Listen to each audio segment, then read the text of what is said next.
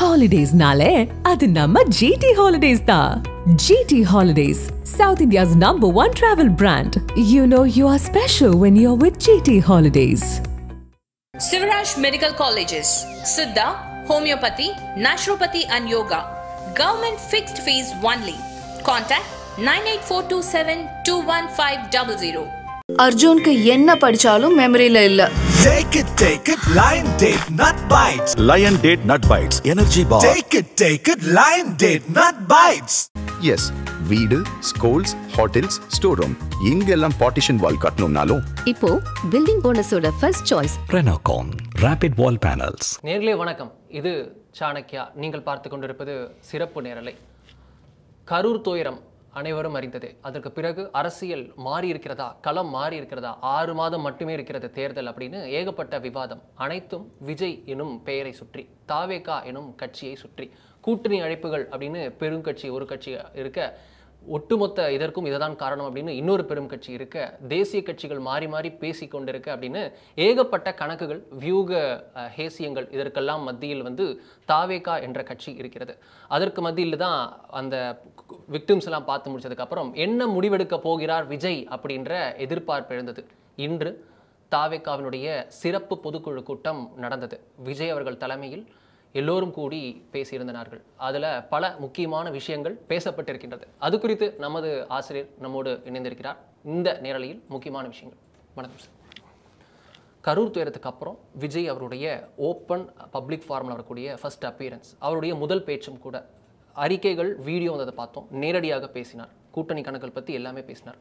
இனிஷியலாக கேட்கணும்னு நினைக்கிறது, இந்த விஜய் அவர்களுடைய இந்த தாவேகாவுடைய இந்த சிறப்பு பொதுக்குழு கூட்டம், இதனுடைய மூட் எப்படி இருக்குன்னு நினைக்கிறீங்க? இது எந்த திசையை நோக்கி நகருதுன்னு நினைக்கிறேன்? நோ சிக்னிஃபிகன்ஸ் அப்படின்னு நான் நினைக்கிறேன். அது என்ன ஏற்கனவே இருந்ததோ அதே ட்ரெண்டில் தான் போயிட்டுருக்காங்க. ஸ்டேட்டஸ்கோ தான் போயிட்டுருக்காங்க. அதே ட்ரெண்டு, அதே திசை, அதே பார்வை, அதே பாதை. வேறு எதுவும் மாறிடுச்சு, வேறு எதுவும் சேஞ்ச் ஆகிடுச்சு. இது இதுவரை இல்லாத ஒரு புதிய நிலைப்பாடு, இதுவரை இல்லாத ஒரு புதிய வேகம், இதுவரை இல்லாத அளவுக்கு அடக்கி வாசிப்பு அப்படின்னு ஒரு புதுசாக அவர்களுடைய பேச்சிலையோ, அவருடைய செயல்களையோ, அவருடைய தீர்மானங்களையோ ஏதாவது ஒன்றில் ஒரு திசை மாற்றம், ஒரு புலி பாய்ச்சல் இருக்குதான்னா இல்லை. இதுக்கு முன்னாடி என்ன அரைச்சிட்டு இருந்தாங்களோ அதையே தான் தொடர்ந்து அரைச்சிருக்காங்க நம்ம பார்க்குறோம். No significance, no drastic change in their stand. அது என்ன இருக்குதோ அது அப்படியே தொடர்ந்துக்கிட்டு. இதில் அவர்கள் 12 தீர்மானங்கள் நிறைவேற்றுகள். நெல் இதிலிருந்து உங்களுக்கு ஒவ்வொரு விஷயத்தையும் அட்ரஸ் பண்ணுறாங்க. ஆனால் ரொம்ப முக்கியமான விஷயம் என்னன்னா, ஒன்றிய அரசு அப்படின்ற வார்த்தை, அதை அவங்க பிரயோகத்தை கிளியராக பிரயோகம் பண்ணாங்க. அது எப்படி புரிஞ்சுக்கிறது? அவங்க இன்னும் அந்த இதுக்கு செட்டில் ஆகலை அப்படின்ற மாதிரி. ஒன்றிய அரசு அப்படிங்கிறது இழிவான பிரயோகம் அல்ல.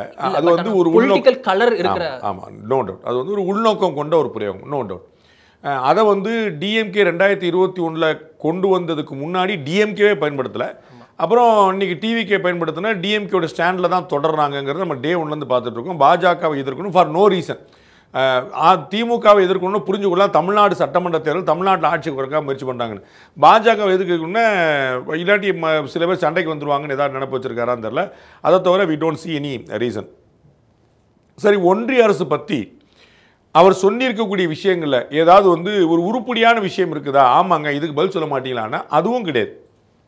மீனவர் பிரச்சனையிலேருந்து, எஸ்ஐஆர்லேருந்து, கல்வியிலேருந்து, நிதியிலேருந்து ஏதாவது ஒரு விஷயத்தில் இது வரைக்குமே நீங்கள் பார்த்தீங்கன்னா சென்ட்ரல் கவர்மெண்ட்டை எதிர்த்து அவர் பேசின விஷயங்களில் எதிராக சாரம் இருக்குதா அப்படின்னா இல்லைங்கிறது தான் ஹானஸ்டான பதில். நம்ம ஏற்கனவே பலமுறை ஒவ்வொரு இஷ்யூ பற்றி தனித்தனியாக பேசுறதுனால அதை பற்றி திரும்ப டீட்டெயில் போக விரும்பல.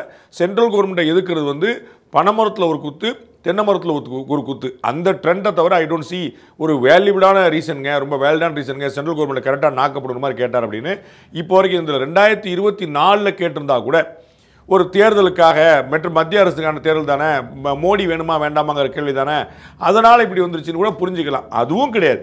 ஸோ 2026 தேர்தலை மையப்படுத்தி சம்பந்தம் இல்லாமல் ஒரு பொதுக்குழுவில் கூடி மத்திய அரசுக்கு கண்டனம் தெரிவித்து தீர்மானம் நிறைவேற்றுறாங்கன்னா தங்களுடைய சம்பிரதாயத்தை நிறைவேற்றுகிறார்கள், சடங்கை நிறைவேற்றுகிறார்கள் புரிஞ்சுக்கிறத தவிர வேறு சிக்னிஃபிகன்ஸ் இல்லை. அது தமிழக மீனவர்கள் பிரச்சனையாக இருக்கட்டும், எஸ்ஐஆர் பிரச்சனையாக இருக்கட்டும், மற்ற எந்த பிரச்சனையாக இருக்கட்டும், அதில் தெர் இஸ் நோ டிஃபரன்ஸ். அதில் அவருக்கு அரசியல் புரிதல் இல்லாமல், கொள்கை புரிதல் இல்லாமல், அல்லது தெரிந்தே தெளிந்தே திடமாகவே திமுகவுடைய நிலைப்பாடை நம்ம தொடரணும் அப்படிங்கிறக்காக செய்கிறாங்கன்னு புரிஞ்சுக்கலாம். ஓகே, இதில் நம்ம கேட்கணும்னா இது தாவேகா கூட்டணிக்கு வரும் அப்படின்னு எதிர்பார்த்து அதிமுகவும் பாஜகவும் எப்படி அவங்க வந்து ஒரு சாதகமாக பேசிட்டு இருந்தாங்க, எவ்வளோ டிஃபெண்ட் பண்ணாங்கன்றதை நம்மளே பார்த்துருக்கோம். நீங்களே சொல்லியிருக்கீங்க இவ்வளோலாம் இறங்கி வரக்கூடாது ரெண்டு கட்சியும் அப்படின்னு அவங்களுக்கே அவங்களோட ஸ்டேக்ஸுக்காக நீங்கள் சொல்லியிருந்தீங்க. அப்படி இருக்க இந்த 12வது தீர்மானம் ரொம்ப முக்கியமான தீர்மானமாக பார்க்கப்பட்டது. எஸ்ஐஆர் எதிர்த்ததோ மீனவர்கள் எதிர்த்தோ கூட தனி, அது வந்து வேற கணக்கில் புரிஞ்சுக்கலாம், அது வந்து எதிர்க்கிறாங்க அப்படின்னு. பட் இதில் வந்து லிட்டரலி ஏடிஎம்கேயோடனான ரிலேஷன்ஷிப்பையும் ரூல் அவுட் பண்ணிட்டாங்களோன்ற விஷயம் இந்த இடத்துல தான் வருது. மக்கள் விரும்பும் முதல்வர் வேட்பாளர் விஜய் அவர்கள் தலைமையில் 26 தேர்தலை சந்திப்போம், அவரிடம் வந்து கூட்டணி குறித்த அனைத்து முடிவுகள் எடுக்கும் அதிகாரம் கொடுக்கப்படுகிறது. 12வது தீர்மானம் நிறைவேற்றப்பட்டிருக்கிறது. இது நான் டே ஒன்லேருந்து சொல்கிறேன். நான் என்றைக்குமே நம்முடைய நிலைப்பாடை நம்ம வந்து மாற்றினதே இல்லை. நம்ம வந்து எப்பயுமே நிலையான ஒரு பாடலில் தான் இருக்கிறோம். நம்ம வந்து மாற்றினதில்லை. அதிமுக பாஜக கூட்டணிக்கு விஜய் வருவார் அப்படின்னு நான் நினைக்கிறேன். வருதா தான் அவருக்கு லாபம் அப்படின்னு கருதுறேன். அப்படி இல்லாட்டா அவர் பெரிய டிசாஸ்டராக அவருக்கு வந்து போய் நிற்கும்னு நினைக்கிறேன். நிறைய வேறு கான்சிக்வன்ஸ் சொல்லலாம். அவர் தலைமையில் ஒரு அணி அமைஞ்சால் ஒரு வலுவான மும்முனை போட்டி அமையும். அவர் அதிமுக கூட்டணியில் சேர்ந்துட்டார் அப்படின்னா ஒரு பெரிய வெற்றி கிடைக்கும். திமுகவோட சேர்றதுக்கான வாய்ப்பு கிடையாது. தனியாக நின்னார், கூட்டணி அமையலைன்னா அது டிசாஸ்டர்.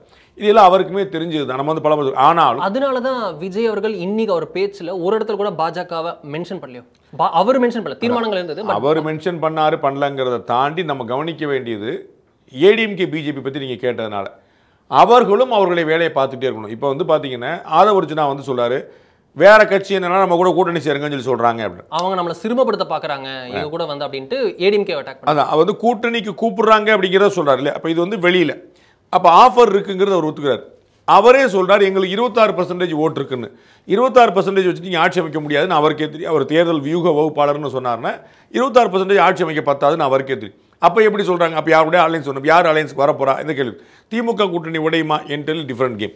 அப்போ ஏடிஎம்கே சேர்றதுக்கான வாய்ப்புகள் தான் அதிகமாக தெரியுது. அப்படி சேரலைன்னா டிஎம்கே கூட்டணி உடையணும். டிஎம்கே கூட்டணி உடைஞ்சா வலுவான மும்முனை போட்டி, ஆளுக்கு ஒரு பக்கம், அதில் யார் வருவாங்கிறது அப்புறமா பேசுவோம். ஸோ நம்ம பாயிண்ட் என்னென்னா ஏடிஎம்கே பிஜேபி தனியாக தாவேக்காட்ட கூட்டணிக்கு பேசலாம், தப்பே கிடையாது. நான் பல முறை நான் சொன்னேன், தாவேக்காவும் அம்மா மக்கள் முன்னேற்ற கழகமும் பேசுது, தாவேக்காவும் காங்கிரஸும் பேசுது, இது மாதிரி வேறு கட்சிகள் பேசியிருக்காங்க. சரிதான், ஒன்று தப்பு இல்லை. எல்லா கட்சியும் அவருடைய பேசுவாங்க. பாக்கியோட ஏடிஎம்கே டிஎம்கே அலைன்ஸை தவிர, பிஜேபி காங்கிரஸ் அலைன்ஸை தவிர எல்லாரும் அலைன்ஸ் பேசிட்டு இருக்காங்க. நம்ம பார்க்குறோம் காங்கிரஸும் கம்யூனிஸ்ட்டுமே அலைன்ஸில் இருக்குது. அப்போ வந்து நோபடி லெஃப்ட் அவுட், எல்லாருமே தெளிவாக பேசிட்டு இருக்காங்க. அதுபோல் இவர்கள் பேசலாம். ஆனால் கரூர் கூட்டத்துக்கு முன்னாடி நாமக்கல் கூட்டம் வரைக்கும் திரு விஜய் அவர்கள் வந்து பாஜக விமர்சித்து தான் இருந்தார். இன்னைக்கு தீர்மானங்களையும் பாஜக விமர்சிச்சுட்டே இருக்கார். அதே போல பாஜகவும் அதிமுகவும் இவரை புறக்கணித்து விட்டு அல்லது இவரை எதிர்பார்த்து காத்திருக்காமல் அல்லது இவருக்காக முட்டு கொடுக்காமல் அவர்கள் பாட்டு அவங்களுடைய கட்சி வேலையை பார்த்து திமுகவை காலி பண்ணுறதுக்கான வழி என்னன்னு அவங்க பார்த்துட்டு இருந்தாங்கன்னா அவர்களுக்கு ஓட்டு கூடும். அவர்கள் தாவேகாவுக்காக இயங்குகிறார்கள் என்பது வெளியில் எல்லாருக்கும் தெரிஞ்சிருக்கு. அது அவர்களுடைய மதிப்பை குறைக்குது. ஒரு டிமாண்ட் வந்து திரு விஜய் கிரியேட் பண்ணிக்கிட்டே போகிறார். நான் ஏற்கனவே பல முறை சொன்னேன், எப்படி திமுக கூட்டணிக்கு உள்ளி இருந்து கொண்டே திருமாவளவர்கள் தன்னுடைய வேல்யூ கூட்டிகிட்டே போகிறார். அவர் வந்து இப்படி 3 மாதத்துக்கு ஒரு மாநாடு போட்டுருவார். சனாதன எதிர்ப்பு மாநாடு, மனு ஒழிப்பு மாநாடு, இல்லாத ஒன்றெல்லாம் போட்டு மது ஒழிப்பு மாநாடு. இன்னைக்கு மது ஒழிப்பு பற்றி சொல்லியிருக்காரு போன்று இங்கேயும் வந்து மது. இது வேற ஒரு ஸ்டாண்டர்ட். நம்ம டைம் கிடைச்சா டீட்டெயிலாக பேசுவோம். இன்னைக்கு பண்ணியிருக்கிறது வந்து ஒரு வேற ஸ்டாண்டர்ட். அது வந்து கம்ப்ளீட்டாக வந்து அவருடைய ஸ்டாண்டர்டுக்கு கான்ட்ரடிக்டான ஸ்டாண்ட் இன்னைக்கு எடுத்துருக்காரு. அதை நம்ம கொஞ்சம் பேசுவோம் சந்தர்ப்பம் கிடைச்சா. ஸோ அவங்க வந்து என்ன பண்ணுவார், அதன் மூலமாக அவருடைய கட்சியோடைய வேல்யூவை அவருடைய கூட்டணியில் கூட்டிகிட்டே இருப்பார். பார்க்கறதுக்கு திமுக எதிர்த்துவாரோ அப்படிங்கிற மாதிரி போகும். நான் ஏற்கனவே சொல்லியிருக்கேன், கலைஞர் அவர்கள் 2006-11 ஆட்சியில் வந்து இந்த வார்த்தையை பயன்படுத்தியிருக்காரு.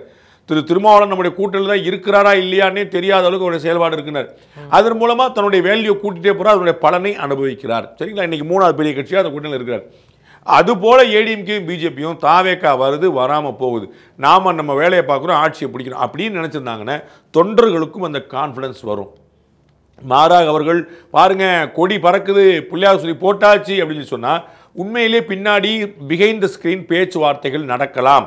அதில் தாவேக்காவும் வரலாம். தாவேக்கா வராதுன்னு ரூல்ட் அவுட் பண்ணுற இடத்துல நான் இன்னைக்கு இல்லை. அதெல்லாம் வரவே வராதுன்னு ரூல்டு பண்ணல. வரலாம், வராமல் போகலாம். We have to wait and watch. ஆனால் அதற்காகவே இயங்கி காத்திருப்பது போல, அதை தவிர தங்களுக்கு வேறு வாய்ப்பே இல்லை என்பது போல அதிமுக பாஜக செயல்படுவது அவர்களுக்கு தான் பலவீனம். எப்படி தாவேக்கா தன்னுடைய பேர வலிமையை அழகாக சிறப்பாக கூட்டிக் கொண்டே போகிறதோ அதே போல அதிமுக பாஜக தங்களுடைய பொசிஷனை வந்து ஸ்ட்ரென்தன் பண்ணிட்டே போனாங்கன்னா ஆட்டோமேட்டிக்காக அவர்கள் இறங்கி வருவதற்கான வாய்ப்பு இருக்குது. அல்லது வந்து ஆளுக்கு பாதி சீட்டு கொடுங்க, எங்களுக்கு துணை முதலமைச்சர் கொடுங்க, எங்களுக்கு முதலமைச்சர் கொடுங்கன்னு சொன்னால் அண்ணன் இபிஎஸ் தாங்குவாரா அப்படிங்கிறது நம்ம பார்க்கணும். இதில் வந்து நம்ம ஏடிஎம்கே பிரித்து அவங்களுக்குன்னு ஒரு அலையன்ஸ்ன்றது நம்ம முன்னாடி நீங்கள் வந்து சொல்லியிருந்தீங்க. இப்படி கூட வாய்ப்பு இருக்குது. பாஜகவை எதிர்த்துக்கிட்டே அதிமுகவுடன் இதே என்டிஏ கூட்டணிக்குள் தாவேகா வருவதற்கு வாய்ப்பு இருக்குது. விசிகா எப்படி பாஜக திமுக கூட்டணி 2001 இருந்ததோ அதே ஃபார்முலாவில் அதிமுகவுடன் நாங்கள் கூட்டணி, அதிமுக பாஜகவுடன் கூட்டணின்னு அவங்க கை காமிச்சு கூட விளாண்டு, அது போன்ற ஈக்குவேஷன்ஸ் எல்லாம் இப்பயும் பாசிபிள் நீங்கள் நினைக்கிறீங்க? அதோட பாசிபிலிட்டின்னு அதிகம். அதை விட பெட்டரான ஆப்ஷன் நானே சொல்கிறேன். உங்களுக்கு ஏன் கொல்லப்படுறீங்க? நீங்கள் அதிமுக கூட கூட்டணி சொல்லிக்கிட வேண்டாம். நீங்கள் ஏற்கனவே இருக்கக்கூடிய என்டிஏல நாங்கள் வந்து தொகுதி உடன்பாடு understanding MOU memorandum of understanding போடுறீங்களா, அது மாதிரி தொகுதி நாங்கள் வந்து 50 தொகுதியில் போட்டிடுறோம், மிச்சம் இருக்கக்கூடிய 184 தொகுதியில் அவங்க போட்டிடுறாங்க, அவ்வளோதான். இப்படி ஒரு அண்டர்ஸ்டாண்டிங் வச்சுக்கலாம்ல, என்ன தப்பு இருக்குது அதில்? அப்போ அது வந்து நம்ம என்ன எல்லா கட்சியும் சொல்லியிருக்காங்க. நீங்கள் குறிப்பிட்டது போல் விடுதலை சிறுத்தைகளும் பாஜக ஒரே கூட்டணியில் இருந்திருக்கு. இதுக்கு மேலே கான்ட்ரடிக்ஷன் என்ன வேணும்? காங்கிரஸும் திமுக கம்யூனிஸ்டும் ஒரே கூட்டணியில் இருக்குது. இதுக்கு மேலே என்ன கான்ட்ரடிக்ஷன் வேணும்? அப்போ அதெல்லாம் சமாளிக்கல. அவங்க என்ன சொல்கிறாங்க? ஒரே காரணம் பாஜகவை எதிர்க்கு சொல்லிட்டு இருக்காங்கல்ல, அது மாதிரி திமுகவை ஆட்சியிலேருந்து இறக்க அப்படி சொல்லிக்கலாம்ல. ஸோ அது ஒரு மேட்ரு இல்லை. அவர்களுக்கு வந்து சீட்டில் ஒரு கன்வர்ஷன் ரேட்டு தேவைப்படுது. யாருக்கு? தாவேகா. அது அதீதமானதாக இருக்கிறது இவங்களுடைய கணக்கில். இன்றைக்கி வந்து ஃபீலர்ஸ் வச்சு பேசுகிறதில்ல. அதை சரி பண்ணுறதுக்கான வழி தான் இவர்கள் தங்களுடைய வேல்யூ கூட்டுறது. அப்போ இவர்கள் சைலண்டாக இருந்து அவங்க வருவாங்கன்னு எதிர்பார்த்து இருந்தால் நீங்கள் தானே கூப்பிடுறீங்க. அப்போ நீங்கள் வந்து மொய் வச்சு தான் ஆகணும். யார் அழைக்கிறாங்களோ அவங்க தான் ஏற்பாடு பண்ணி ஆகணும். இவ்வளோதான் கணக்கு. அப்போ இவர்கள் தங்களுடைய பலத்தை கூட்டிக் கொள்வதற்கான தொடர் முயற்சிகளை ஏற்படுத்தி கொண்டால் ஆட்டோமேட்டிக்காக தாவேக்காவோட வாக்கு குறையும், தாவேக்கா பற்றிய எதிர்பார்ப்பு குறையும். எளிமையான பதில் ஏற்கனவே பல முறை சொன்னேன். தாவேக்காக்கு இன்றைக்கி ஒரு 10-12% ஓட்டுன்னு வச்சுக்கோ, ஒரு பேச்சுக்கு 12% மினிமம் இருக்குன்னு வச்சுக்கோ. நாம் தமிழருக்கு ஒரு 8% ஓட்டு இருக்குது. இந்த 20% ஓட்டு இருக்கு, யாருடைய ஓட்டு? டிஎம்கே வேண்டாம்னு நினைச்ச ஓட்டு தானே. அப்போ அது ஆப்வியஸாக ஏடிஎம்கே தானே வந்திருக்கணும். நம்ம ஏற்கனவே உள்ள பாஜக ஒரு 11% ஓட்டு இருக்குன்னு வச்சுக்கோங்க, வேண்டாம் 8 தான் இருக்குன்னு வச்சுக்கோங்க. இந்த 3 பேருக்கு 8 தான். இந்த 24% ஓட்டு யாருடையது? தாவேகா 8, நாம் தமிழர் 8, பாஜக 8ன்னு வச்சுக்கோங்க. இந்த 24% டிஎம்கே வேண்டாம்னு சொன்னவங்க தானே. அப்போ டிஎம்கே வேண்டாம்னு சொன்னவங்களுடைய ஆப்வியஸ் வாய்ப்பாக ஏடிஎம்கே இல்லாமல் வேறு 3 பேர் போயிருக்காங்கல்ல. அதை தான் நான் சொல்லுவேன். அவர்கள் அவருடைய கட்சியுடைய வாக்களை கூட்டிக் கொள்வதற்கு, கூட்டணி வாக்களை கூட்டிக் கொள்வதற்கு அதிமுக பாஜக பாடுபட்டால் தாவேகா தானே வரும். நம்ம சர்வே உட்பட பல இடங்களில் வந்து விஜய் அவர்களுக்கு தாவேகாக்கு இந்த எலெக்ஷன்ஸ் இப்போ இருக்கிற கண்ணாலுமே ஒரு ட்ராக்ஷன் இருக்குது அப்படின்றது நம்மளால் புரிஞ்சுக்க முடியுது. ட்ராக்ஷன் அப்படின்றது ஒரு அதிர்வை ஏற்படுத்தும், ஒரு எஃபெக்ட் ஏற்படுத்தும், அஃபெக்ட் பண்ணுமா அப்படின்றது பின்னாடி தான் தெரியும். So he can be a spoiler அப்படின்றது நம்ம சர்வேவும் ஹூம் அப்படின்னு பார்க்கணும். ஸ்பாய்லருங்கிற வார்த்தை இருக்குல்ல, நம்ம ஸ்பாய்லருங்கிற வார்த்தை ஃபார் சம்ஒன். அந்த 20% அப்படின்றது நம்ம சர்வேல இப்போ வந்திருக்கிறது 20% அப்படின்றது அவங்களுக்கு வரலாம் அப்படின்னு மக்கள் நினைக்கின்றனர் அப்படின்னு நமக்கு எடுத்திருக்கோம். ஸோ இந்த 20% அப்படின்றது ரியலிஸ்டிக் மீன்ஸில் வரும்போது அவங்க என்ன சீட்டு எதிர்பார்க்கிறார்கள் அப்படின்றத புரிஞ்சுக்க முடியும். நம்ம 20ன்னு இந்த பர்சன்டேஜில் சொல்லியிருக்கோம். ஆனால் 20% ஓட்டு வாங்கன்னு அதுக்கு அர்த்தம் கிடையாது. 20% என்ன காட்டுதுன்னு அவர்கள் ஸ்டெபிளைஸ் ஆகிட்டே வர்றாங்க, அவங்களுக்கு வந்து ஒரு ஸ்டாண்டர்டான ஓட்டு வந்துட்டு இருக்குன்னு நம்ம புரிஞ்சோம். அவ்வளோதான் அதில் பாடம். இந்த பக்கம் நம்ம வந்து பார்க்க வேண்டியது என்னென்னா, ஏடிஎம்கே தன்னுடைய பலத்தை கூட்டிகிட்டு போயிடுச்சுன்னா அது வேற கணக்காகும். ஸோ 2026 இது ஓட்டாக கன்வெர்ட் ஆகுமா இந்த 20%? அது தனி கேள்வி. அது இப்போ வந்து வரக்கூடிய பதில் இல்லை. இப்போ அவங்களுக்கு ஒரு ஓட் பேஸ் இருக்குது. அதனால தான் நம்ம வந்து இதற்கு முந்தின சர்வேயில் நாம் இந்த நம்பரை ஏற்கலன்னு சொல்லிட்டு இந்த சர்வேல அந்த நம்பரை ஏற்கிறோன்னு சொன்னோம். அதாவது வந்த சர்வே மட்டும் நான் தனிப்பட்ட முறையில் அதை ஏற்கிறேன், அக்ரி. இது வந்து ஒரு ட்ரான்சாக்ஷன் நம்ம மேனிப்புலேட் பண்ணுறதுல டே 1லேருந்து இருக்கிற அப்படியே போகிறோம். அப்போ 2வது சர்வேல அந்த நம்பர் வருதுன்னா பாசிட்டிவாக இருக்குன்னு நம்ம புரிஞ்சுக்கிறோம். அப்போ ஆதவர்ஜுனா அவர்கள் கிளைம் பண்ணிக்கக்கூடிய 26%, நாம் சொல்லக்கூடிய 20%, இதெல்லாம் ஓட்டு கிடையாது. இதெல்லாம் வந்து அவர்கள் பக்கம் செல்வாக்கு இருக்குதுன்னு புரிஞ்சுக்கிறதுக்கானது. இவ்வளோதான். அப்போ சீட்டு அவங்க எவ்வளோ கேட்பாங்கன்னா அவங்க ஆளுக்கு பாதி கேட்பாங்க. அதுக்கப்புறம் 80க்கு வருவாங்க. 50 வந்து தகுதியானதுன்னு நினைக்கிறேன். அது நீங்கள் நெகோசியேஷன் போயிட்டு வந்து எதிர்க்கட்சி தலைவர் பதவி கேட்குறதா, துணை முதலமைச்சர் பதவி கேட்குறதாங்கிறத தேர்தலுக்கு பிறகு பார்த்துக்கலாம். அது ஒன்றும் பிரச்சனை இல்லை. நான் ஏற்கனவே சொன்னோம்ல, தாவேக்காவும் அதிமுகவும் பாஜகவும் கூட்டணி சேர்ந்துட்டாங்கன்னா பிற குட்டி கட்சிகளுடைய தேவையே இல்லை. உங்களுக்கு டிடிவி அவர்களோ இல்லை கிருஷ்ணசாமி அவர்களோ பேரம் பேசுறதுக்கான பாயிண்ட் இருக்காது. தேமுதிகவோ பாமகவோ நான் சேர்த்துக்கிறேன். ஓகே, இவர்கள் 3 பேர் வந்தாங்க, அதிமுக பாஜக தாவேக்கா அப்படின்னு அமைஞ்சிட்டாங்கன்னா அதற்கப்புறம் இவர்கள் வந்து ஹையஸ்ட் பொசிஷனில் டிசிஷன் போயிருக்காங்க. அப்போ அவர்கள் சம்மதிக்கூடிய இடத்துக்கு போயிடுவாங்க. இன்னைக்கு இவர்கள் வராத போது பாமக தேமுதிக இப்போ டிடிவி அவர்கள்ட்ட ஓபிஎஸ் எல்லாரும் வந்து சமரசம் பேசுங்க, இறங்கி போங்கன்னு ஏங்க சொல்கிறாங்க எல்லாரும்? ஏன்னா நீங்கள் வந்து உத்தரவாதமாக ஜெயிக்கிற இடத்துல இல்லைன்னு நினச்சிக்கிட்டு அதனால தான் அவங்க இறங்கி போங்கட்டாங்க. இல்லாட்டி இவர்கள் உத்தரவாதமாக ஜெயிக்கிற இடத்துக்கு போயிட்டாங்கன்னா இவர்களுடைய பேர வலிமையை கூடிடும். அதுக்கப்புறம் அவங்க எல்லாம் வந்தால் வாங்க, வராட்டி போங்க. இல்லை நான் சொல்கிறது தான் டேர்ம்ஸ். இப்போ டேர்ம்ஸ் யார் ஃபிக்ஸ் பண்ணுறதுன்னு ஒன்று இருக்குல்ல. அப்போ இன்னைக்கு திரு விஜய் அவர்கள் டேர்ம்ஸ் ஃபிக்ஸ் பண்ணுற இடத்துக்கு நகர்றார். நான் சொல்லுவேன் எனக்கு என்ன ரேட் அப்படின்னு. அப்போ இவர்கள் நான் சொல்கிறதான் ரேட்டுன்னு சொல்லி வரும்போது இவங்க வந்து கொஞ்சம் எக்ஸ்ட்ரா வேலை பார்க்கணும். அப்போ அவர் வந்து பாதிக்கு பாதி கேட்பார், 80 வந்து நிற்கும், 50 வந்து முடிஞ்சால் அவர்கள் எல்லோருக்குமே ஒரு டீசெண்டான ஹானர் பண்ணக்கூடிய சீட்டாக இருக்கும்னு நினைக்கிறேன். அது ஓட்டாகவும் கன்வெர்ட் ஆகும்னு சொல்லுவார். நீங்கள் வந்து எவ்வளோ வாங்குறீங்கிற மேட்டரில் நீங்கள் பார்த்தீங்கன்னா எப்பயுமே அதிமுக திமுக 2 கட்சிகளுக்கு வந்து நம்ம கடந்த முறை 2006 பார்த்தோம். 63 தொகுதியில் காங்கிரஸ் போட்டிட்டு 5 தொகுதியில் ஜெயிச்சாங்க. அப்போ எதிரில் இருக்கக்கூடிய ஏடிஎம்கேக்கு தான் பெரிய செல்வாக்கா போச்சு. காங்கிரஸ் போட்டியிட்ட இடங்களில் பூரா 63ல் 5 தான் ஜெயிக்கிறாங்க. அப்போ 58 இடங்களில் தோக்குறாங்க. அப்போ 58 சீட் யாருக்கு போயிருக்கு? எதிர்கட்சிக்கு போயிருக்கு. அந்த 58ல் திமுக போட்டிட்டு இருந்து வச்சுக்கோங்க. அந்த 63 சீட் திமுக 58ல் தோத்துருக்காது, 40ல் தோத்துருக்கலாம், 50ல் தோத்துருக்கலாம். அவங்கள ஒரு 15 சீட்டா 13 சீட்டா ஜெயிச்சிருப்பாங்க. உங்களுக்கு ஸோ கூட்டணி கட்சிகள் வீழ்கிற அளவுக்கு திமுகவோ அதிமுகவோ வீழாது. உங்களுக்கு புரியுங்களா? அப்போ வந்து இவங்க கூட்டணியில் சேர்ந்துட்டாங்கன்னா 50 சீட் வாங்கினா வச்சுக்கோங்களேன், இவங்க 40 சீட் அடிச்சிட முடியும் ஸ்ட்ராங்கான அலையன்ஸ்னால. இல்லை இவங்களுக்கு நீங்கள் 80 சீட் கொடுத்துக்குங்க, 100 சீட் கொடுத்து, அப்போ 100ல் அவங்களால ஜெயிக்க முடியாது. அப்போ அது பூரா திமுகக்கான சாதமாக போயிடும். அப்போ அவரவர் கெப்பாசிட்டிக்கு ஏற்ற மாதிரி கன்வெர்ட் ஆகிற ரேட்டு. ஸோ சேச்சுரேஷன் பாயிண்ட் எதுன்னு தெரிஞ்சு அந்த இடத்துல நம்ம கரெக்டாக பாயிண்ட் ஆஃப் இது வச்சிருக்கணும். சேச்சுரேஷன் பாயிண்ட் அளவுக்கு இன்னும் அவங்க போகலை, because they are growing party. ஆனால் யாருக்கு எவ்வளவு பிடிக்கணுன்ற அளவு இருக்கு. அதான் எவ்வளவு மேரத்தான் இவ்வளோ கிலோமீட்டர் தான் ஓட முடியுன்ற ஒரு கெப்பாசிட்டி லெவல் இருக்கு. ஸோ ஒரு புதுசாக வந்திருக்கக்கூடிய கட்சி ஒரு 234 முடியாதுன்றது தெரியும். பட் அப்படி இருக்க ஒரு 80 70 அப்படின்னு ஃபிக்ஸ். 234 இல்லை, 10 கூட முடியாது தனியாக நின்னா.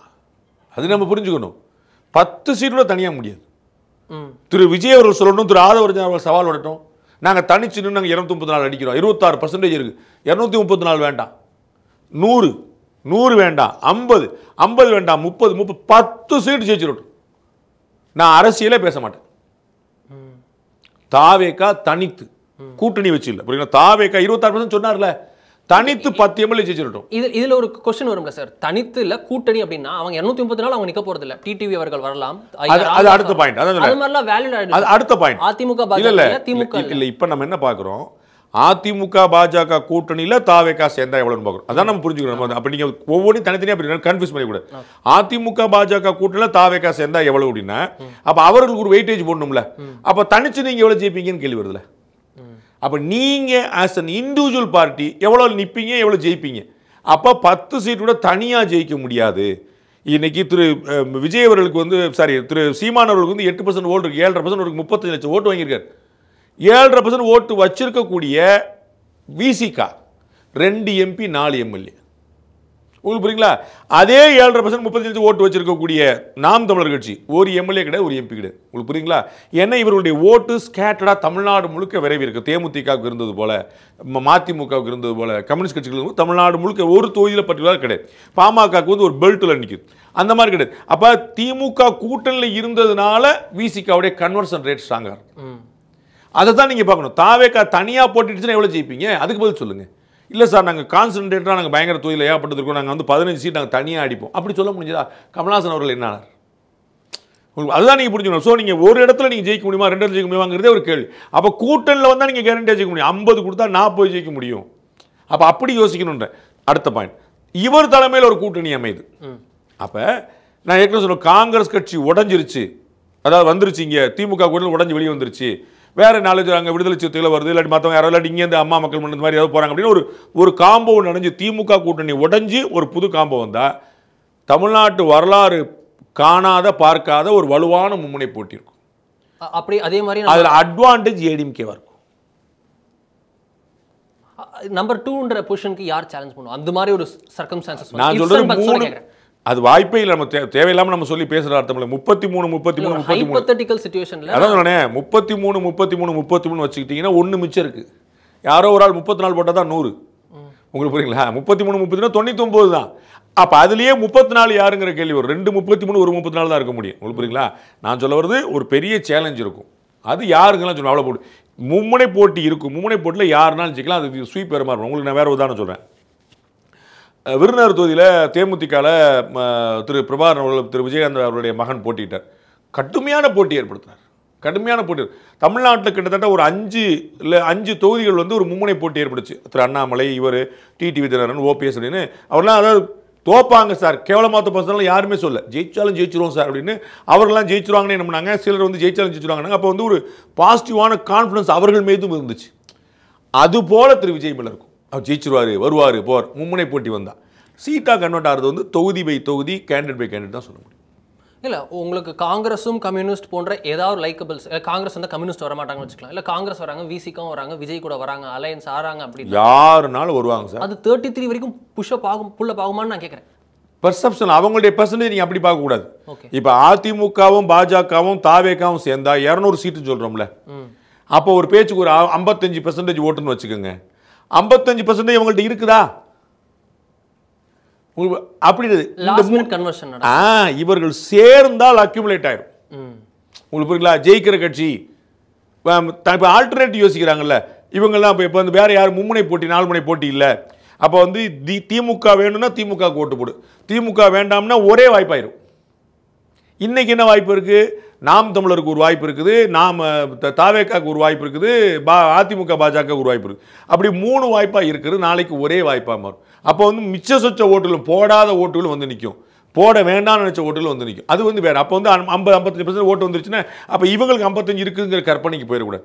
அதுதான் சொல்கிறேன். ஸோ யார் வர்றாங்கிறத பொறுத்து, எங்கே நிற்கிறாங்கிற பொறுத்து, எதிர யார் நிற்கிறாங்கிற பொறுத்து, அதெல்லாம் தான் பார்த்து சொல்லணும். நம்ம சொல்கிறது வந்து ஒரு ட்ரெண்டு தான். இவர் இப்படி வந்தால் அவருக்கு அட்வான்டேஜ், இவர் வந்து ஏடிஎம்கே பிஜேபி வந்தால் இவருக்கு அட்வான்டேஜ், அவர் தலைமையில் ஒரு அணி அமைச்சார்னா ஒரு கடுமையான மும்முனை போட்டி, அவர் தனியாக போட்டிட்டாருன்னா அவருக்கு டிசாஸ்டர். இது எல்லாமே ஒரு ட்ரெண்டு தான். இது இப்படி தான் போய் நிற்கும், இத்தனை பர்சன்டேஜ் வந்து நிற்கும், இவ்வளோ ஓட் ஷேர் நிற்கும், இவ்வளோ சீட் ஷேர் நிற்குங்கிறது கொஞ்சம் அதீதமான கற்பனையாக தான் இருக்கும். இன்றைக்கி சொன்னேன்.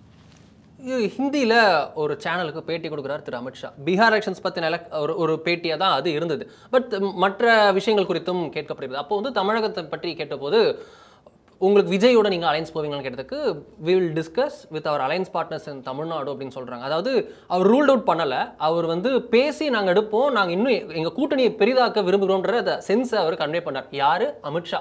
பிஜேபியோடைய நம்பர் 2, லிட்ரல் நம்பர் 2 நம்ம சொல்லணும்னா டிசிஷன் மேக்கிங்கில் அவர் தான் இருக்கார். ஸோ அப்படி இருக்க அவரும் இப்படி முனைப்பு காட்டுகிறார், தமிழகத்திற்கு அதிக ஃபோக்கஸ் இந்த எலெக்ஷன்ஸை கொடுக்குறார் அப்படின்னா அவங்க சைடில் ஏதாவது பிஜேபி சைடில் தனிப்பட்ட முறையில் அவங்களே ஏதாவது ரீச் அவுட் பண்ணுவாங்களா விஜய்? பிஜேபி சைடில் நம்பர் 2 சொல்கிறீங்க, பிஜேபி சைடில் நம்பர் 1 அவர் தான். கவர்மெண்ட் சைடில் நம்பர் 1 தான் நரேந்திர மோடி. அவர் வந்து நான் வந்து நாட்டை பார்த்துக்கிறேன், நீ கட்சியை பார்த்துக்கோங்கன்னு அந்த அண்டர்ஸ்டாண்டிங். ஸோ கட்சியில் நம்பர் 1 வந்து இவர் தான். நட்டா எப்படி காங்கிரஸ் கட்சியில் மல்லிகார்ஜுன கார்கே தான் தலைவர், ஆனால் வந்து சட்டை அவருடையது, மாப்பிள்ளை யார் அப்படிங்கிறதுல. அதே மாதிரி தான் இங்கேயும் பார்த்தீங்கன்னா நட்டா தான் தலைவர், ஆனால் திரு அமித்ஷா தான் முடிவெடுக்கிறாரு. பாரத பிரதமர் நரேந்திர மோடி தலையிடுவதில்லை. அமித்ஷான்றது நம்ம வந்து நம்ம ரஜினி சார் சொன்ன பார்த்த சாரதின்னு யார் பார்த்த நீங்களே சார் நம்ம தானே முடிச்சு போனோம். அதான் சொல்லுவார். நம்ம வந்து திரு அமித்ஷா 2 சைனா 2 பேருக்கும் ஒரே காமன் தானே. ஆமாம், அதில் ஒன்றும் குழப்பம். அதெல்லாம் உங்களுக்கு சொன்னேன். நான் வந்து வேறு விஷயங்களை பார்த்துக்கிறேன், நீங்கள் வேறு விஷயங்களை பார்த்துக்கங்கிறது அண்டர்ஸ்டாண்டிங் அவங்களுக்கு. Unless until they reach honourable prime minister அவராக வந்து தலையிடுவதில்லை. அவங்க வந்து அவர் வந்து என்னையை யூஸ் பண்ணிக்கங்கன்றார். நான் பிரச்சாரம் பண்ணுறேன், நான் டேட்ஸ் கொடுத்துறேன், காலியாக இருக்க 4 புறம் கொடுத்துறேன், நீங்கள் எந்த ஊரில் எவ்வளோ தூரம் சொன்னீங்கன்னா நான் வந்து பேசுகிறேங்கிறார். அது வந்து அவர் கொடுத்துருக்கக்கூடிய மெக்னானிமிட்டி அவ்வளோதான். கட்சியுடைய டே டு டே ஆக்டிவிட்டி பூரா இவர்கள் தான் பார்த்துக்கொள்கிறார்கள். அது ஒரு பக்கம் இருக்கட்டும். ரெண்டாவது வந்து நீங்கள் சொன்ன அந்த பேட்டியில் நீங்கள் வச்ச அதே கேள்வியை வந்து அந்த கேள்வியில் வைக்கிறார். அப்போ நீங்கள் அதை ரூல்ட் அவுட் பண்ணல அப்படின்றார். அதுக்கு பதில் திரு அமித்ஷா அப்பயே சொல்லிட்டாரு, நான் பேச்சு நடக்குதுன்னு சொல்லலைன்றார். அவர் அதே அந்த கேள்வியை நீங்கள் சொன்ன அதே கேள்வி அவர் இங்கே அங்கேயே கேட்குறாரு, பதில் சொல்லிட்டார். ஆமாம், நான் நடக்கலை அப்படின்னு சொல்லலை, நடக்குதுன்னு சொல்லலை அப்படின்றார். நடக்கிறதுக்கு நடந்துக்கிட்டு இருக்குன்னு நான் சொல்ல வரேன். திரு அமித்ஷா அவர்களும் திரு விஜய் அவர்களும் பேசிக்கொள்ளவில்லை, புரியுங்களா? பாஜகவுக்காகவும் தாவேக்காகவும் பேசிக்கொண்டிருக்கிறார்கள், அதிமுகவுக்காகவும் தாவேக்காகவும் பேசிக்கொண்டிருக்கிறார்கள், தாவேக்காவுக்கும் காங்கிரஸுக்கும் பேசிக்கொண்டிருக்கிறார்கள், தாவேக்காவுக்கும் அம்மா மக்கள் முன்னேற்றம் எல்லாருமே எல்லாருடையும் பேசிட்டு இருக்கிறாங்க. Nobody is. காங்கிரஸ் பேசுதுன்னு விடுதலை சிறுத்தைகள் 2 கம்யூனிஸ்ட் பேசாமல் இருப்பாங்கன்னு நினைக்கிறீங்களா? அவங்களும் பேசிக்கிட்டு இருப்பாங்க. அப்போ வந்து இதெல்லாம் ஒர்க் ஆகுங்க, ஒர்க் ஆகாதுங்க, அதெல்லாம் வந்துருங்க. திருமாவளவர்கிட்ட நான் வேற ஒரு சந்தர்ப்பத்தில் பேசும்போது ரொம்ப முன்னாடி ஒரு வேறு விஷயம் பேசும்போது, இல்லைங்க நான் ரொம்ப தூரம் கடந்து வந்துட்டேன், இனிமே வந்து நோ லுக்கிங் பேக் அப்படின்னார். அதாவது பிஜேபி அலையன்ஸ் அந்த சைடா வேற ஒரு சந்தர்ப்பத்தில் வேற ஒரு விஷயம்.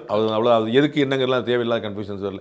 அண்ணன்ட்ட பேசிட்டு இருக்கும்போது ரொம்ப தூரம் இல்லைங்க நான் ரொம்ப தூரம் கடந்து வந்துட்டேன், இது ரொம்ப லாங் பேக். அது வந்து அப்போ வந்து ஒவ்வொருத்தருக்கும் வந்து பேசுவாங்க, பேச மாட்டேன்னு ஃபோனை கட் பண்ண மாட்டாங்க, நேரில் வராதிங்கன்னு சொல்ல மாட்டாங்க, அவங்க வந்து ஃபீலர்ஸை அட்மிட் பண்ணாமல் இருக்க மாட்டாங்க, அதெல்லாம் நடந்துகிட்டே இருக்கும். ஆனால் வந்து இல்லைங்க இவ்வளோ சீட்லாம் கொடுக்க முடியாதுங்க, அவருடைய தலைமைலாம் ஏற்க முடியாதுங்க, அவர் தான் முதலமைச்சர் பாருங்கன்னு, அது எல்லாமே நெகோசியேஷன்ஸ். உங்களுக்கு புரியுங்களா? எல்லாமே நெகோசியேஷன். அப்போ வந்து இப்படின்னா ஓகேவான்னு ஆப்ஷன்ஸை நீங்கள் போட்டுக்கிட்டே போவீங்க. அப்படி தான் that is how it works. அப்போ அவர் வந்து நாங்கள் மாட்டேன்னு சொல்லிட்டாங்கன்னா அது ஆகாத கல்யாணம்னு அர்த்தம் கிடையாது. அதுக்கு வேற ஒரு பேரத்தை கொடுக்கணும், வேற ஒரு கிவன் டெக்னிக் கொண்டு போகணும் அப்படிங்கிறது தான் ஒரு கணக்கு. கலைஞர் ஒருக்க சொன்னார்ல, வந்து இது வந்து கூட்டணிக்கு தொகுதிகளை பகிர்ந்து கொடுப்பது அல்ல, இருப்பதை அனைவரும் எடுத்துக்கொள்வதனர். அது நான் ஏதோ ஒதுக்கீடு செய்வதில்லை, இருப்பதை எனவும் பகிர்ந்து கொள்வதுனர். அது மாதிரி தான் அது அவங்க வேறு வேறு விஷயங்கள் பண்ணுவாங்க. So everybody is talking with every one. It is not direct conversations. Thiru Amit Shah அவர்கள் நான் பேசுகிறேன் அதிகாரப்பூர்வமாக அப்படின்னா அவர் வந்து சொல்லுவார். அவர் வந்து கட்சிக்காரங்களும் வந்தால் நல்லது நினைக்கிறார். கூட்டணி பலம் பெறணும்னு சொன்ன ஸ்டேட்மெண்ட் உண்மை. பலம் பெறுவதற்காக முயற்சி செஞ்சுட்டு இருக்கிறாங்கிறது உண்மை. அதற்காக தான் பாண்டா அவர்களை போட்டிருக்கிறாங்க. இந்த பீகார் எலெக்ஷன் முடிஞ்சப்பறம் இன்னமும் ஃபோக்கஸ் ஆகிப்பாரு. பார்த்தா எப்போ பார்த்தாலும் வாரத்தில் 4 நாள் அமித்ஷா இங்கே உட்காந்துருக்க போகிறார். அப்போ எல்லாரும் இன்னும் பீதி அடைய போகிறாங்க. அமித்ஷா இதுக்கு இங்கே மெட்ராஸில் உட்காந்துருக்காரு, அண்ணா நகரில் வீடு பிடிச்சி உட்காந்துருக்காருலாம் கேட்க போகிறாங்க. That is got going to. அவர் மாட்டு வந்துட்டு போயிட்டு அது வந்து அவர் ஃபுல் ஃபோக்கஸ் இங்கே இருக்க போகுது. அவருக்கு வந்து இந்த தமிழ்நாடு, கேரளா, கர்நாடகா, அஸ்ஸாம், வெஸ்ட் பெங்கால் இதெல்லாம் ஒரு 5-6 மாநிலங்கள் குறி வச்சிருக்காரு இங்கே வந்து அடுத்த கட்ட நகரம். அப்போ தமிழ்நாடு ஆப்வியஸ் ஃபோக்கஸ். அப்போ பீகார் எலெக்ஷனுக்கு பிறகு கட்டாயம் குறி வைப்பாங்க, கட்டாயம் இறங்குவாங்க. அப்போ நிறைய விஷயங்கள் நடக்கும். இப்போ இருக்கக்கூடிய அதிருப்திகள் பல விஷயங்கள் பல சரியாகலாம். பட் அந்த பேச்சு வந்து தாவேகாவும் பாஜகவும் பேசுகிறார், நேரடியாக இல்லை, மறைமுகமாக. ஆமாம், எப்பவுமே இங்கிலீஷில் ஒரு சேயிங் இருக்குல்ல சார், ப்ராப்ளம் ஆஃப் நத்திங்கிறத விட ப்ராப்ளம் ஆஃப் பிளென்டின்றது ஒரு பெரிய ப்ராப்ளம். அதிகமாக ஒரு ஆப்ஷன்ஸ் இருப்பதே ஒரு தலைவலியில் கொண்டு வந்து நிற்கும் அப்படின்னு. அது மாதிரி உங்களுக்கு ஒரு லிமிட்டடாக ஒரு ஆப்ஷன்ஸ் ஒரு கூட்டணி பேச்சுவார்த்தை இருக்கும்போது நம்ம கிளியர் கட்டாக டிசிஷன்ஸ் ரைட் அண்ட் ராங் 50-50 40-60 அப்படிங்கிற சம்திங் போக முடியும். பட் இத்தனை பேர் பேசுகிறாங்க. ஒரு பக்கம் காங்கிரஸ் பேசுது, ஒரு பக்கம் டிடிவி பேசுகிறாரு, ஒரு பக்கம் அதிமுக பாஜக பேசுகிறாங்க. அப்படின்னா காங்கிரஸ் வருவாங்கன்ட்டு இவங்களையும் விட முடியாது, இவங்க வராங்கன்ட்டு அவங்களையும் விட முடியாது அப்படின்ற நிலைமைக்கு தாவேக்கா தள்ளப்படலாம்ல. ஸோ அது தாவேக்கா ஒரு டிசிஷன் மேக்கிங் இடத்துல விட்டாங்க. ஏன்னா டிசம்பருக்கு இன்னும் 30 நாள் தான் இருக்குது. இந்த ஜோசியத்தில் வந்து விரயம் அப்படிங்கிற ஒரு வார்த்தையை பயன்படுத்துவாங்க. உங்களுக்கு வந்து செலவு நிறையா வரும் அப்படின்னு சொல்லிட்டு. அதுலேயே கிரகங்கள் நல்லா இருந்துச்சுன்னா சுப விரயம் அப்படின்னு ஒரு வார்த்தையை பயன்படுத்துவாங்க. அப்படின்னா என்ன அப்படின்னா வந்து ஹாஸ்பிட்டலுக்கு செலவாகும், ஆனால் அது பிரசவத்துக்காக இருக்கும். அப்போ வந்து ஒரு குழந்தை பிறக்குது, 50,000 ரூபா செலவாயிருச்சு, ஆனால் குழந்தை வந்துச்சுல, 50,000 தாண்டி அந்த குழந்தையோட சிரிப்பு நல்ல விஷயமா இருக்கும். கல்யாணம் ஒரு செலவாக இருக்கும். கல்யாண செலவில் கல்யாணம் பண்ணிப்பார், வீட்டை கட்டிப்பாருமா, கல்யாண செலவு பயங்கரமாக இருக்கும். ஆனால் கல்யாணம் வந்து ஒரு பெரிய ஹாப்பி இன் லைஃப். வீடு கட்டி பாருப்பாங்க, பயங்கரமான செலவு இருக்கும், கடன் ஊர்புறா வாங்கி வச்சுருப்பாங்க, ஆனால் வீடு இப்படி. அப்போ வந்து பிளென்டி ஆஃப் ஆப்ஷன்ஸ் வந்து ஒரு ப்ராப்ளம் இருக்கலாம், ஆனால் சுகமான சுமை. அது ஒரு சுமைன்னு சுகம். அது நான் எதை சாப்பிட்றதுனே தெரியல அப்படின்னா உனக்கு என்னப்பா ராஜா அப்படி சொல்லலாம். அப்படின்ற சாப்பிட்றதுக்கே சோறு இல்லை அப்படிங்கிறது ஒரு கவலை, எதை சாப்பிட்றதே தெரியலங்கிற ஒரு கவலை சொன்னால் அப்படி இருக்கிறத விட்டுட்டு பறக்கிறதுக்கு ஆசைப்படுற மாதிரி ஒரு போயிடக்கூடாது இல்லை. அது ரிசல்ட் சொல்லும். நான் ஏற்கனவே சொன்ன மாதிரி 2019 காங்கிரஸுக்கு எதுக்கு 10 சீட் கொடுத்தாருன்னு நான் திரு ஸ்டாலின் அவர்களை பார்த்து கேட்டேன். 10ல் வந்து 8 தோற்றுருந்தாங்கன்னா நான் கேட்ட கேள்வி வலுவாக இருந்திருக்கும், தமிழக முதலமைச்சர் சொன்னது தப்பாக இருந்திருக்கும். 10க்கு 10 கொத்தா ஜெயிச்சாங்க. அப்போ சந்தோஷம் தானே, அவ்வளோதான். ஸோ ரிசல்ட்டு தான் சொல்லும். அப்போ வந்து தாவேக்கா எடுக்க போகிற முடிவு சரியானதா தவறானதா அப்படின்னு 2026 மே மாதம் தெரிஞ்சிடும். நம்ம வந்து ட்ராக் ரெக்கார்டை வச்சு சில விஷயங்களை சொல்கிறோம். அதுதான் நடக்கணுங்கிறது இல்லை. பெரும் புரட்சி வெடிச்சு என்னமோ நடந்து நாம் தமிழர் ஆட்சிக்கு வந்துடலாம், யாரும் தெரியாது. அது நடக்காதுன்னா ஒன்று சொல்லிட முடியாது. எல்லா ப்ராப்ளமும் நடக்கலாம். நம்ம என்ன சொல்லுவோம், இவ்வளோ தூரம் போயிட்டு இருக்குது, அப்போ இது இவ்வளோ தூரம் போகும், இவ்வளோ தூரம் வந்திருக்குது, இவ்வளோ தூரம் போகும், இப்படி நம்ம ஒரு கணக்கு நம்ம பண்ணுறோம். அது வந்து ஹிஸ்டரியை வச்சு ஃபியூச்சரை கணிக்கிறது. உங்களுக்கு புரியுங்களா? பழசு என்ன நடந்திருக்குங்கிறப்ப அடுத்த நடக்கும் நினைப்பு. அது மாறி நடக்கலாம். நம்ம வந்து அது இல்லைன்னு சொல்லி இது வரைக்கும் திமுக வந்து மாறி தான் ஆட்சி அமைச்சிருக்குன்னு சொன்னாங்க. 89லேருந்து 89, 91, 96, 2001, 2006, 2011 அப்போ வரைக்கும் வந்து மாறி தான். 2014 திரும்ப ஏடிஎம்கே வந்துச்சுல. ஸோ அந்த ரெக்கார்டை பிரேக் பண்ணாங்க. 89லேருந்து 2016 வரைக்கும் ரெக்கார்ட் பிரேக் பண்ணாமல் இருந்துச்சுல. திரும்ப ஆட்சிக்கு வந்த வரலாறே இல்லைன்னு சொல்லி சொன்னாங்க. டிஎம்கேயும் 99 சீட் அடிச்சது, வலுவாக வந்து நின்றுச்சு. அப்போ ஒன்று நடந்துச்சு. அப்போ ஸோ எது நடக்கும்னு நம்ம வந்து கணிக்க முடியாது 100%. பட் வந்து இந்த ட்ராக் ரெக்கார்டு வச்சு இந்த ட்ரெண்டை நம்மளால் சொல்ல முடியுது, இவ்வளோதான். இல்லை, இதிலே வந்து உங்களுக்கு நான் ஏன் இந்த கேள்வி புஷ் பண்ணுறேன் அப்படின்னா, காங்கிரஸ் ஒரு பக்கம் பேச்சுவார்த்தை நடத்துது, டிடிவி அவர்கள் பேசிட்டு இருக்காங்க, நீங்க சொன்னபடி நிறைய பேர் பேசிட்டு இருக்காங்க, நிறைய பார்ட்டிஸ் திருப்பி ரிப்பீட் பண்ணுவாங்க. அப்படி இருக்க இவங்க எல்லாரும் ஒரு காரணத்துக்கு எது மெட்டீரியலைஸ் ஆகுதுன்னு பார்ப்பாங்க. காங்கிரஸ் கட்சி மட்டும் வந்தா டிவிகேக்கும் பிரயோஜனம் இல்லை. அம்மா மக்கள் முன்னேற்ற கழகம் மட்டும் வந்தா தன் தலைமையில் கூட்டணி அமைக்கவே மாட்டாரு விஜய். ஸோ பேசிட்டு இருக்கிறது கூட மெட்டீரியலைஸ் ஆகுதாங்கிற பற்றி நான் அறிந்த வகையில் திரு டிடிவி தினகரன் அவர்களே நம்ம டிசம்பர் வரைக்கும் பொறுத்திருப்போங்கிறதா இருக்காரு. நான் அங்கே தான் என்னோட கேள்வி வருது. என்ன அப்படின்னா, டிடிவி தினகரன் அவர்கள் என்டிஏல நல்லா பார்கெயின் பண்றதுக்காக விஜய் அவர்களுடன் பேசுறாரு, காங்கிரஸ் வந்து திமுக நல்லா பார்கெயின் பண்றதுக்காக விஜய் அவர்களுடன் பேசுறாங்க. அப்படின்னா இந்த இடத்துல எண்ட் ஆஃப் தி டே விஜய் அவர்கள் வந்து பார்கெயின் பண்றதுக்காக பேசுறவங்கள ஒரிஜினலா பேசுறாங்க நினைச்சிருந்தாங்கன்னா அவருக்கு தானே பாதகம்னு நான் கேட்கிறேன். அந்த டிசிஷன் மேக்கிங் தான் ஒரு கட்சி தலைமைக்கான தகுதி. யார் ஏமாத்துறா, யார் உண்மையாக சொல்கிறா, எது லாபம், எது அவர்களுக்கு லாபம், எது நமக்கு லாபம், எது இருவருக்கும் லாபம், இதெல்லாம் முடிவெடுக்கிறது தான் தலைமைக்கான தகுதி. நான் இப்படின்னு நினச்சிட்டேன், நான் உன்னை நல்லவே நம்பிட்டேன், அந்த விஷயங்கள் அரசியலுக்கு பார்த்தா அரசியலுக்கு சாமர்த்தியம் வேணும், கணிக்கிற திறன் வேணும். அது வந்து மனிதர்களையும் எதிர்காலத்தையும் எல்லாமே கணிக்கிறது. அதெல்லாம் இருந்தால் தான் ரைட் டேலண்ட். அது இல்லை அப்படின்னா வந்து நான் இப்படி நினச்சேன் அப்படின்னு சொல்லி நினச்சாருன்னா அது வந்து ஒரு தகுதியான தலைமையாக இருக்காது. மதிமுக கட்சி ஆரம்பித்தது ஆட்சி பிடிக்கணும் தான் ஆரம்பிச்சிருப்பாங்க.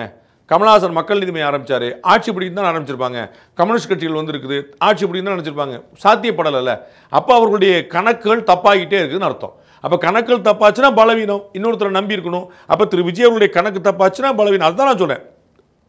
நான் 2 கட்சிகளுக்கும் மாற்று என்று சொன்ன திரு விஜயகாந்த் அவர்கள், கருணாநிதியும் ஜெயலலிதா உயிரோடு இருந்தபோது கட்சி ஆரம்பித்த திரு விஜயகாந்த் அவர்கள், அவர்கள் 2 பேரும் பலமாக இருந்தபோது கட்சி ஆரம்பித்த திரு விஜயகாந்த் அவர்கள், அதை பார்க்கணும். அவர் வந்து 2 தேர்தல் தனித்து போட்டிட்டு 3ஆம் தேர்தலில் கூட்டணி தானே வச்சார். அப்போ நடைமுறை உண்மை என்னங்கிற நீங்கள் புரிஞ்சுக்கணும். ப்ராக்டிக்கலாக யோசிக்க பழகிட்டீங்கன்னா ஒரு தலைமைக்கான பண்பு. அதனால என்ன ஆச்சு, தமிழக சட்டமன்ற வரலாற்றின் எதிர்க்கட்சி தலைவர் பட்டியலில் திரு விஜயகாந்த் அவர்கள் இடம்பெற்றார். 3வது தேர்தலிலே, 2வது சட்டமன்ற தேர்தலிலே, சரிங்களா, சட்டமன்றத்தில் 2வது, மொத்த தேர்தல் 3வது. 2006 வந்து முதல் தேர்தல், 2011 சட்டமன்ற எதிர்க்கட்சி தலைவர். திரு விஜய்க்கு வந்து முதல் தேர்தலே அந்த வாய்ப்பு இருக்குன்னு சொல்லுவார். முதல் தேர்தலே முதல்வராருக்கான வாய்ப்பு இருக்குன்னு கனவு கண்டாங்கன்னா நன்றி வணக்கம், வந்தால் நம்ம தானே முதல்ல சொல்ல போகிறோம். முதல்ல சொன்னது சாணக்கியான்னு சொல்லிட்டு போகிறோம். மக்கள் வாய்ப்பு கண்ணில் தெரியல, அதை நம்ம சொல்கிறோம். வாய்ப்பு கண்ணில் தெரிஞ்சால் அதையும் நம்ம சொல்லுவோம், நம்ம கொடுக்கல போகிறோம். ஸோ அந்த டிசிஷன் மேக்கிங், நம்ம தனித்து போட்டிடுறதா, தன் தலைமையில் கூட்டணி அமைக்கிறதா, அதிமுக பாஜக கூட்டணி போகிறது, இந்த டிசிஷன் மேக்கிங்கில் தான் திரு விஜய் அவருடைய தலைமை இருக்குது. விஜய்க்கு சுற்றி இருக்கிறவர்கள் கட்டாயமாக ப்ரெஷர் பண்ணுவாங்க. மாப்பிள்ளை நீ அப்படி சொல்லு, நான் அப்படி சொல்ல, இல்லைவா ஒன்றா போய் சொல்லுவோம், மாற்றிமா சொல்லுவோம், என்கிட்ட கேட்பார் முதல்ல. அதெல்லாம் திரு விஜய் வந்து ஸ்மார்ட் எனஃப் டு அண்டர்ஸ்டாண்ட். அவர் வந்து அப்படி குழந்தை அவரை ஏமாற்றிட்டாங்க, அதெல்லாம் நான் நம்ப தேவையில்லை. அவருக்கு வந்து சில விஷயம் அவருக்கே பிடிச்சிருக்கலாம். அதனால் வந்து நான் நினைக்கிறது டிசம்பர் ஜனவரி வரைக்கும் நம்ம வந்து ட்ரை பண்ணி, நீங்கள் 30 நாள் சொல்லிட்டு இருக்கிறீங்க. திரு அண்ணாமலை அவர்கள் பலமுறை குறிப்பிட்டிருக்காரு. 2 வாரமே ரொம்ப அதிகம் தான், 1 வாரமே பெரிய தூரம் தான். அதனால் வந்து ஓவர் நைட்டில் மாறும். மதிமுக ஒரு முறை வந்து திமுக கூட்டணிக்கு வரப்போன்னு சொல்லி திருச்சி மாநாட்டில் வைகோ அவர்களுடைய பேனர் ஒட்டி வச்சிருக்காங்க. காலையில் மாநாடு, வைகோ அவர்களுடைய பேனர் திருச்சி திமுக மாநாட்டில் இருக்குது, திமுக மாநாட்டில் இருக்குது. மறுநாள் அவர் ஏடிஎம் கலைஞர் போயிட்டார். திரு விஜயகாந்த் நீங்கள் பார்த்துருப்பீங்க, பழம் நழுவி பாலில் விழுந்து விட்டது, பாலில் நழுவி வாயில் விழுந்து கலைஞர் சொன்னார், அது நழுவி வேற எங்கேயே போயிடுச்சு. அப்போ வந்து என்ன டிசிஷன் எடுப்பாங்கன்னு நீங்கள் சொல்லவே முடியாது. அந்த டிசிஷன் மேக்கிங்கில் அவர்களுடைய தலைமைத்துவம் இருக்குது. இதில் ஏடிஎம்கே இன்றைக்கும் வந்து அப்படியே சாஃப்டாக தான் பேசியிருக்காங்க, டீல் பண்ணியிருக்காங்க. அவங்க கட்சி கேடர்ஸ் இது பண்ணுறதுக்கு பேசியிருக்காருங்க விஜய் அப்படின்ற மாதிரி தான் டீல் பண்ணுறாங்க. அந்த ஆட்டிடியூட், அந்த நகர்வு சரியா? திரு சீமான் அவர்கள் இதுபோல் ஏடிஎம்கே விமர்சிக்கும் போது திரு ஜெயக்குமார் அவர்கள் நீண்ட இடைவெளிக்கு பிறகு நம்ம ஒரு உதாரணத்தை குறிப்பிட்டிருந்தோம். ஏங்க ஜெயக்குமார் பேட்டி வர மாட்டேன்னு குறிப்பிட்டிருந்தோம். அதுக்கப்புறம் உடனடியாக அவருக்கு வந்து பேட்டி வாய்ப்பு சொல்லிட்டாங்க, கொடுத்துட்டாங்க. அது நம்ம கிரெடிட் எடுத்துக்கல, நம்ம தான் குறிப்பிட்டோங்கிற. அண்ணன் ஜெயக்குமார் எங்கே காணும், அதுக்கு பிறகு கேட்ட பிறகு வந்து அவர் வந்துட்டார்னு வச்சுக்கோங்க. அவர் வந்து திரு சீமான் அவர்கள் வந்து அதிமுகவுக்கு எதிராக விமர்சனம் பண்ணும்போது ஒரு வார்த்தையை பயன்படுத்துறாரு. இந்த பாருங்க, நீங்கள் திமுக பற்றி எதனா பேசுங்க, எங்கள்கிட்ட வச்சுக்கலாம், எங்கள்கிட்ட பேசுனீங்கன்னா அப்புறம் பார்த்துக்கங்க அப்படின்னு ஒரு வச்சு. அதையே இவங்கள்ட்ட செய்ய மாட்டுறாங்க. அப்போ திரு சீமான் சொல்லும்போது எங்களை பற்றி பேசினா அப்புறம் நாங்களும் பேச வேண்டிய வந்துன்னு சொல்லி சொல்லக்கூடிய அதிமுக, எங்களை பற்றி விமர்சிக்கிறேன், எங்களுடைய கூட்டணி பற்றி விமர்சிக்கிறேன், எங்களுடைய செயல்பாடை பற்றி விமர்சிக்கிறேன், உங்களை நான் கூட மாட்டேனேன்னு சொல்லக்கூடாது. உங்களை விமர்சிச்சாங்களா இல்லையா? ஜெயலலிதா அவர்கள் இருந்தபோது இருந்த தலைமை இன்னைக்கு இல்லைன்றார். அவர் ஜெயலலிதா இருந்தபோது இருந்த தொண்டர்களுடைய மனநிலை இன்னைக்கு இல்லைன்றார். அவரும் திரு டிடிவி போல திரு ஓ பன்னீர்செல்வம் போன்ற நிலைப்பாடு எடுக்கிற அதிமுகவில் வந்து அது ஏடிஎம்கேன்னு சொல்லாமல் இடிஎம்கேங்கிற சென்ஸுக்கு அவர் போகிறார். இன்னைக்கு திரு எடப்பாடி பழனிசாமி தலைமை ஏற்க மாட்டோம். அதை எப்படி நீங்கள் ஏற்பீங்க? அப்போ நீங்கள் ஏறிடுங்க, அப்புறம் பார்த்துக்கிடுவோம். அதையும் செய்ய மாட்டேன்றீங்க. அந்த தயக்கம் அவர்களுக்கு பலவீனம். புரிந்து கொண்டால் அவர்களுக்கு நல்லது, புரிந்து கொள்ளவில்லை அவர்களுக்கு நல்லது. பிஜேபியும் அதே ஸ்டாண்டில் தான் இருக்காங்க. பிஜேபி இன்னும் பலவீனம். அதிமுகவாது பரவாயில்ல, பிஜேபியில் வந்து எங்கேயா பேசிட்டா கோச்சு விடுவாங்களோ, உங்களால் போச்சுன்னு சொல்லுவாங்க. ஏன்னா பிஜேபி வந்து பழைய காங்கிரஸ் மாதிரி இருக்குது. அதாவது ஒருத்தர் பேசினார்னா 9 பேர் கம்ப்ளைண்ட் பண்ணிட்டு, ஐயா இவர் மிக மிக அடங்கவில்லை, இவர் மிக மிக மிக மிக மிக மிக அடங்கவில்லை அப்படின்னு தலைமை கடிதம் எழுதுறதுக்கு பல பேர் கிளம்பிட்டாங்க. அதனால நமக்கு எதுக்கு இப்போ அடங்கவில்லைன்னு சொல்லிடுவாங்கன்னு சொல்லிட்டு அடக்கமாக இருந்தோம்னு சொல்லிட்டு பல பேர் உட்காந்துருக்காங்க. நட்டம் அவர்களுக்கு தான். அது பிஜேபி வந்து ஏடிஎம்கேயோட பலவீனமாக தான் இருக்குது இந்த ஸ்டாண்டில். பணியிறாங்களா இவங்க குனியிறாங்களா? பணிகிறாங்க, குனிகிறாங்க, துணிகிறாங்க, அதெல்லாம் நமக்கு தேவையில்லை. ஜெயிக்கிறாங்களா தோக்குறாங்களா இந்த ஒரு கேள்விக்கான பதில். வியூகங்களை சரியாக அமைத்தால் ஜெயிப்பார்கள், வியூகங்களை தவறாக அமைத்தாங்கன்னா தோற்பார்கள், அவ்வளோதாங்க. டிசிஷன் எப்போ சார்? டிசம்பரில் தானா? டிசம்பர் ஜனவரி. நான் 2 வார்த்தையை முதல்ல பயன்படுத்துகிறேன். டிசம்பர் மட்டுமே சொல்ல, டிசம்பர் ஜனவரி. அது வந்து உங்களுக்கு இன்னும் கொஞ்சம் ப்ரிசைஸாக ஒரு டேட் சொல்கிறேன் உங்களுக்கு. ஜனவரி 14 ஜனநாயகன் படம் ரிலீஸ். ஜனவரி 26க்குள்ளே அந்த பல்ஸ் தெரியும். 14 ஒரு 12 நாளில் வந்து அந்த பல்ஸ் தெரியும். படம் வந்து ஹிட்டு, படம் வந்து அட்டு, படம் வந்து இப்படின்னு ஒரு மேட்ரு கிடைக்கும். அந்த 10 நாளைக்குள்ளே அவருடைய டிசிஷன் மேக்கிங் வந்து இருக்கும்னு நினைக்கிறேன். அந்த 10 நாளை ஒட்டி, ஜனவரி 26 ஒட்டி அந்த டிசிஷன் மேக்கிங் இருக்கும். ரொம்ப நன்றி சார். நம்மோடு இருந்து ரொம்ப டீட்டெயிலாக முக்கியமான விஷயம் குறித்து அட்ரஸ் பண்ண மிக்க நன்றி.